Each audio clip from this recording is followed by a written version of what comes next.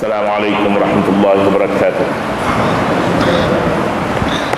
Bismillahirrahmanirrahim. Alhamdulillahirabbil alamin wassalatu wassalamu ala asyrafil mursalin sayyidina Muhammadin wa ala alihi wa sahbihi ajma'in. Kita baca ayat 165. A'udzu billahi minasy syaithanir rajim. Bismillahirrahmanirrahim. Wa huwallazi ja'alakum khalaifal ard wa rafa'a ba'dakum fawqa ba'din darajat liyabluwakum fima atakum inna rabbaka sari'ul 'iqab wa innahu laghafurur rahim. Sadaqallahul azim. Wa huwal ladzi ja'alakum khalaifal ardi, dan dialah yakni Allah yang menjadikan kamu khalifah di bumi, khalaifal ard. Wa rafa'a ba'dakum fawqa ba'din darajat, dan Allah juga meninggikan setengah kamu atas setengahnya yang lain beberapa darjah. Liyabluwakum fima atakum, kerana hendak menguji kamu pada apa yang Allah kurniakan kepada kamu. Inna rabbaka sari'ul iqab, sesungguhnya Tuhanmu amatlah segera azab saksanya. Wa innahu laghafurur rahim, sesungguhnya dia yakni Allah amat pengampun lagi amat mengasihani. Ayat sebelum ni menyatakan alasan-alasan mengapa manusia tidak seharusnya mempersekutukan Allah. Dinyatakan segala rangkaian-rangkaian yang menghubungkan manusia dengan Allah Subhanahu wa taala, yang menghubungkan manusia dengan Allah hanya satu saja, iaitu rangkaian tauhid. Rangkaian-rangkaian syirik ini semuanya perlu dipotong dan diberinya alasan-alasan yang kukuh. Yang pertama sekali alasan kerana selain daripada Allah tak ada kena mengena pun dengan manusia. Dia tidak mencipta kita, dia tidak memberi rezeki, dia tidak punya sebarang kuasa. Malah sekutu-sekutu itu memerlukan kita lebih banyak daripada kita memerlukannya. Oleh yang demikian, kewujudannya sebagai sekutu kepada Allah adalah sesuatu yang tidak boleh diterima oleh akal manusia. Hanya Allah yang memberi rezeki, Allah yang mempunyai kuasa, Allah yang menolong, Allah wali, Allah hafiz. Jadi oleh kerana itu pastikan bahawa setiap orang mengakui la syarika lahu wa bidzalika umirtu, tidak ada sekutu bagi Allah dan itulah diperintah. Qul inna salati wa nusuki wa mahyaya wa mamati lillahi rabbil alamin. Kemudiannya pula dalam ayat yang kita baca ni 165, dalam rangkaian ayat itu, rangkaian ayat-ayat yang menyatakan keesaan Allah Subhanahu wa taala, dan manusia perlu mengakui hakikat ini, iaitulah dialah Allah ja'alakum, yang menjadikan kamu, Tuhan yang menjadikan kamu, bukan yang lain-lain daripada Tuhan, bukan mak bapak kamu yang menjadikan kamu, bukan ada satu pihak yang lain yang diserah oleh Allah SWT kepadanya untuk menjadikan, tak ada. Dia yang menjadikan kamu. Pertama, khalaifal ardi, dia menjadikan kamu itu khalaifal ardi, khalifah di bumi. Khalifah di bumi ini, Allah jadikan kita khalifah di bumi dua makna. Pertama, kita hidup ni, generasi ini mengganti generasi yang sebelum. Begitulah generasi silih berganti, generasi demi generasi. Tak ada peringkat generasi sebelum kita yang mengganti. Kemudian kita pula ni akan diganti oleh generasi pelapis kita pula. Begitulah seterusnya sehingga kiamat. Nabi kita SAW menyatakan tentang umur umat ini berapa. A'maru ummati bainas sittini was sab'in wa qalla man yajuzu zalik. Umur umatku biasanya antara 60 hingga 70, dan tak ramai yang melintasi 70 itu. Kalau yang lebih daripada 70, dia masuk dalam bilangan nadir dah tu. Lebih dah tu kira-kiranya sudah menang dah tu. Kalau kira menang ni maknanya kita kata macam ni lah, dah betul lah tu pengambilan makanan dia dulunya, cara hidup dia, penjagaan kesihatan dia, pada betul lah tu dulu. Buktinya lebih daripada 70. Sedangkan Nabi kata umur umat dia ni biasanya antara 60 hingga 70. A'maru ummati, Kemudian mengapalah Tuhan tak berilah umur ni biar macam jin. Umur manusia ni biar macam jin, tak mati dia, duduk tak mati. Contohnya bila hidup lama ni ada patah lengan, ada buta mata lah kena petik, ada patah kaki, ada macam tu. Ada binasa, ada cacat bila dah umur lama. Mati tidak. Pasal apa manusia tidak dijadikan begitu? Tak jadikan begitu. Soalnya, sebabnya negeri ini, tempat dunia ini tempat yang Allah Subhanahu Wa Taala jadikan pelbagai. Dia jenis tak serupa, tak ada serupa yang serupa dengan manusia ini. Tak ada. Kalau dah dia ni panjang semua umurnya, dia akan jadi serupa jin juga. Jadi makhluk jin sudah ada yang hidup selama-lamanya. Sudah ada. Yang kedua, makhluk jin ni makhluk yang ringan. Makhluk manusia ni berat. Dia hidup di bumi tak tahan, berat. Dia makan banyak, dia idea dia pulaknya banyak, idea banyak ni dia berkelahi banyak. Bila idea banyak, tak boleh sebab idea awak banyak. Jadi oleh kerana itu 10 orang 10 cara berfikir. Tak boleh hidup di sini, tak boleh hidup lama. 70 cukup, nak ganti orang lain pula, Jadi hakikat ini adalah satu perkara yang menunjukkan keadilan Allah Subhanahu Wa Taala yang menjadikan manusia ini, makhluk ini khalaif, makhluk yang silih berganti. Khalifatun, khalfun maknanya belakang, di belakang. Khalfa, amama, khalfa, yamina, shimala, kiri, kanan, belakang, hadapan. Khalaif maknanya belakang. Kita ada di belakang ni pula ni adalah khalaif maknanya pengganti, maknanya barang yang kita guna hari ini kita akan digunakan oleh pengganti kita pula. Siapa dia? Bumi. Siapa dia pula? Hasil kekayaan negara, hasil kekayaan bumi, kemudahan-kemudahan yang ada dalam bumi orang lain nak guna pula. Jadi dengan itu Tuhan yang menjadikannya. Jadi bila Allah Subhanahu Wa Taala yang menjadikan perkara ini, dia yang menjadikan hidup dan mati, mengapa kita nak sembah yang lain? Sembahlah Allah Subhanahu Wa Taala, sempurnakan ubudiyah kepadanya. Satu. Yang kedua pula, khalaifa ini maknanya pengganti. Pengganti siapa? Pengganti Allah Subhanahu Wa Taala. Pengganti Allah Subhanahu Wa Taala ni janganlah pula silap faham maknanya ganti Tuhan, maknanya dia Tuhan lah. Tidak. Ganti Tuhan bagi melaksanakan amanahnya. Allah Subhanahu Wa Taala dia mempunyai amanah dia kepada manusia, amanah. Kemudiannya untuk melaksanakan amanah ini, amanah menjalankan hukum-hukum Allah ini diserahkan kepada manusia untuk menjalankan hukum Allah. Itu maknanya khalifah. Khalifah artinya pemegang amanah Allah Subhanahu Wa Taala bagi melaksanakan tugas-tugas di bumi ini. Tugas di bumi ini ialah memakmurkan bumi, menjadikan bumi ini sesuai untuk manusia hidup dan manusia guna. Khalifah ini juga manusia bertanggungjawab memelihara kesejahteraan bumi ini bagi melayakkan orang di belakang ambil alih pula. Jangan bila zaman kita ni kita musnahkan habis, musnahkan hasil bumi, kekayaan bumi, sumber-sumber hidup kita musnahkan habis, menyebabkan manusia akan hidup, anak cucu nak hidup di belakang kita tak boleh nak hidup lagi. Sebab apa? Sebab sebelum kita tinggal kita musnah habis, kita gunakan untuk kita. Ini maknanya tidak amanah. Setiap orang beramanah. Jadi tafsiran yang kedua ini barangkali orang yang ada peranan kuasa barangkali sesuai. Tapi khalaif dengan arti yang pertama tadi, setiap orang khalifah. Kita khalifah daripada bapak kita, ganti daripada bapak kita, datuk kita dah pergi, bapak kita ganti, bapak kita pergi, kita ganti mereka pula. Oh, jadi kalau begitu inilah namanya ni khalaifal ardi, khalifah di bumi. Wa rafa'a ba'dakum fawqa ba'din darajat, dan Allah pula meninggikan setengah kamu atas setengahnya yang lain beberapa darjah.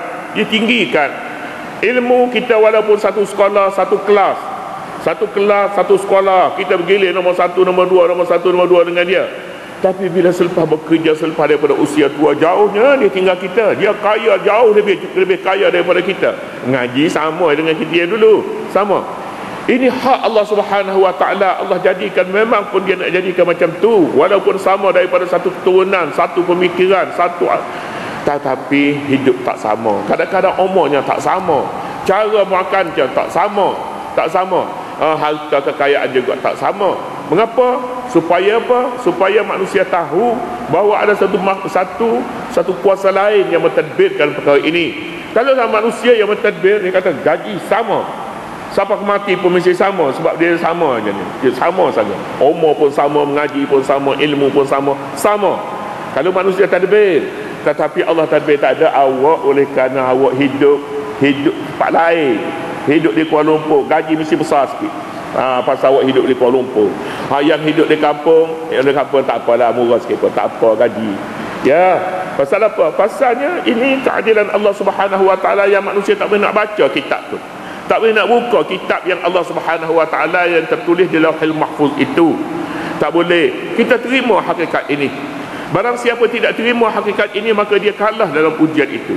Mengapa Allah jadikan begitu? Allah jadikan manusia ini tak sama, dari sudut hartanya tak sama, ilmunya tak sama. Malah setiap manusia ini tak ada satu pun yang sama antara satu dengan lain. Paling-paling tidaknya ibu jari dia tak sama.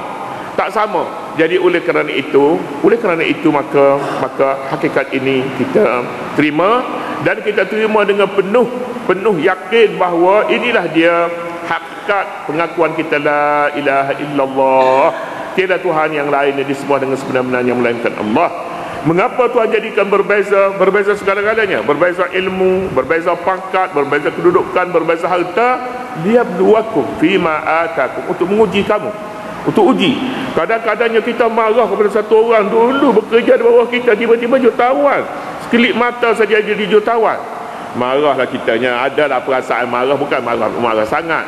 Marah pasal apa boleh jadi macam tu? Pasal apa?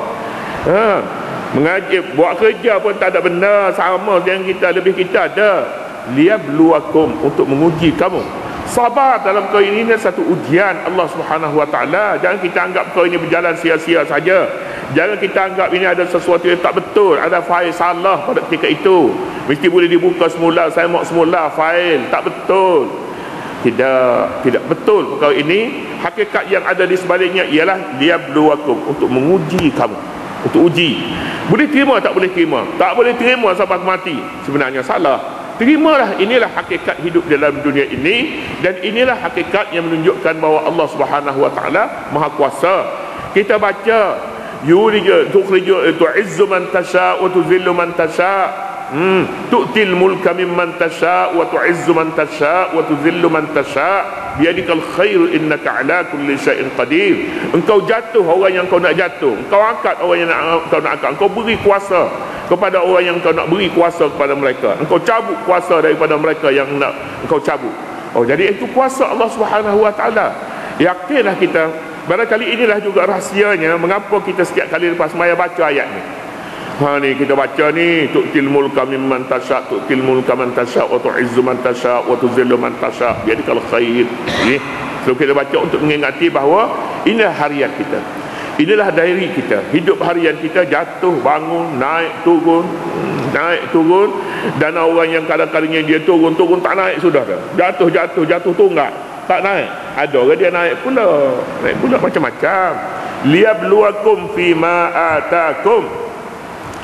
Inna rabbaka sari'ul iqab fima atakum, pada barang yang Allah berikan kepada kamu. Umum ma atakum, ya Tuhan beri ilmu, Tuhan beri harta, Tuhan beri pangkat, Tuhan beri kedudukan, Tuhan beri rezeki, Tuhan beri kenikmatan, nikmat keluarga dia, harta tak banyak, keluarga dia berjaya, alhamdulillah, mengaji pandai-pandai semua.